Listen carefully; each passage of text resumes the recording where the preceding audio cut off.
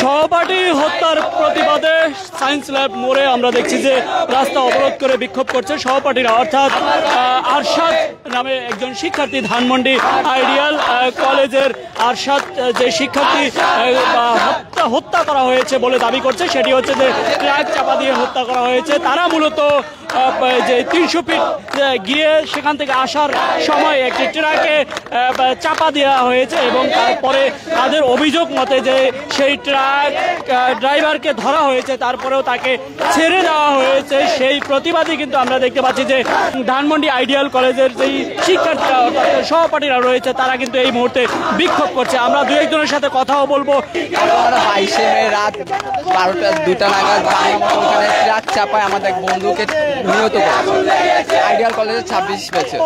পরে প্রশাসনের কোনো বিচার করেনি। পরবর্তীতে প্রশাসন 2-3 দিন গাড়ি আটকে রেখে সরকারের নামে মামলা দিয়ে সড়ক পরিবহনের মামলা দিচ্ছে।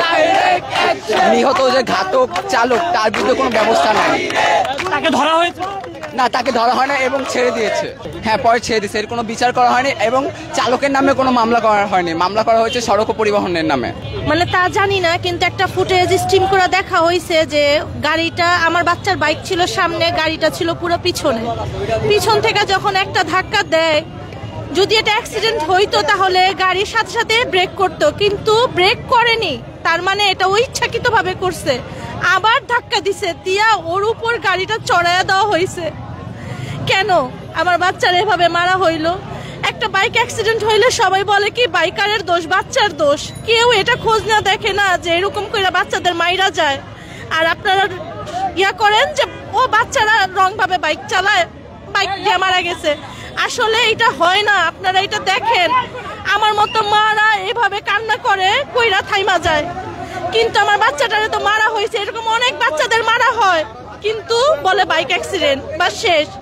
তারপরে ওখান থেকে ড্রাইভার, গাড়ি সব অ্যারেস্ট হয়। এর মধ্যে আমরা সবাই অসুস্থ, ওর বাবা মা, আমি নিজে অসুস্থ, আমি ওর মা।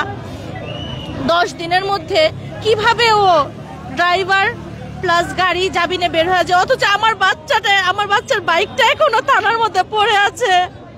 আমার বাচ্চা নাই, আমার বাচ্চার বাইকটা এখনো থানায়। ওইখানকার পুলিশ যে ঘটনাস্থলে ছিল ওই টাকা খায় এমন ভাবে মামলাটা লিখছে, আর যে ম্যাজিস্ট্রেট জামিন দিছে অবশ্যই টাকা খাইছে, নয়তো একটা বাচ্চাকে মাইরা ফেলছে। বাচ্চাটা নাই দুনিয়াতে। ওই বাচ্চাটার আসামিরে কিভাবে 10 দিনের মধ্যে জামিন দিয়া দেয়? একটাবার বাবা মাকে ডাকারও কোনো প্রয়োজন ছিল না, যে বাবা মাটাকে ডাকি যে ওনার একটা ছেলে যে মারা গেছে, ওই বাবা মাটাকে ডাইকা জিজ্ঞেস করি কি হয়েছে, একটু সত্যটা একটু জানি। টাকার কি দুনিয়া হয়ে গেল? আমার এই বাচ্চারাই তো আন্দোলন করে দেশটারে স্বাধীন করছে। আমার এই বাচ্চারাই এখন রোডের মধ্যে মারা যায়, কোনো বিচার হয় না কেন?